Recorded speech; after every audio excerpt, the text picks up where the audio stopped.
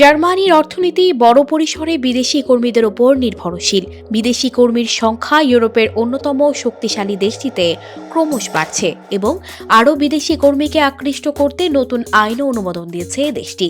দেশটির কেন্দ্রীয় কর্মসংস্থান সংস্থার প্রকাশিত হালনাগাদ তথ্যে এই বিষয়টি ফুটে উঠেছে। সময়ের সঙ্গে সঙ্গে অভিবাসন প্রত্যাশী কর্মীদের ইউরোপের দেশ জার্মানিতে যাওয়ার আগ্রহ ক্রমশ বেড়েছে। যদিও জার্মানিতে নিত্যদিনের জীবনে বর্ণবাদ ও বৈষম্যের শিকার হচ্ছেন অভিবাসীরা, এমন তথ্য থাকা সত্ত্বেও বহু দক্ষ বিদেশি কর্মী দেশটিকে আকর্ষণীয় মনে করেন। সম্প্রতি জার্মানিতে অভিবাসী কর্মী হিসেবে যেতে আগ্রহী যোগ্যতা সম্পন্ন 30,000 মানুষের কাছ থেকে পাওয়া তথ্যের ভিত্তিতে এই কথা জানিয়েছে organisation for economic cooperation and development বা OECD।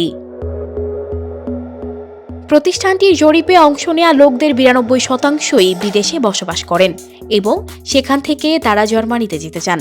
তবে যারা এরই মধ্যে জার্মানিতে পৌঁছেছেন তারা দেশটিতে যতটা বৈষম্যের শিকার হবেন বলে আসার আগে আশঙ্কা করেছিলেন তার চেয়ে বেশি বৈষম্যের শিকার হচ্ছেন বলে অভিযোগ করেছেন। এই বিষয়ে OECDর কর্মকর্তারা বলেন, অভিবাসীরা আবাসন খোঁজার সময় এবং জনসম্মুখে বৈষম্যের শিকার হওয়ার কথা জানিয়েছেন। জরিপে অংশগ্রহণকারীদের মধ্যে যারা জার্মানিতে পৌঁছেছেন তাদের অর্ধেকের বেশি জানিয়েছেন তারা তাদের জন্মসূত্রের কারণে ঘর ভাড়া বা বাড়ি কেনার সময় বৈষম্যের শিকার হয়েছেন। জরিপে অংশ নেওয়াদের মধ্যে 37%ই রেস্তোরাঁ বা দোকানে বৈষম্যের শিকার হওয়ার অভিজ্ঞতার কথা জানিয়েছেন।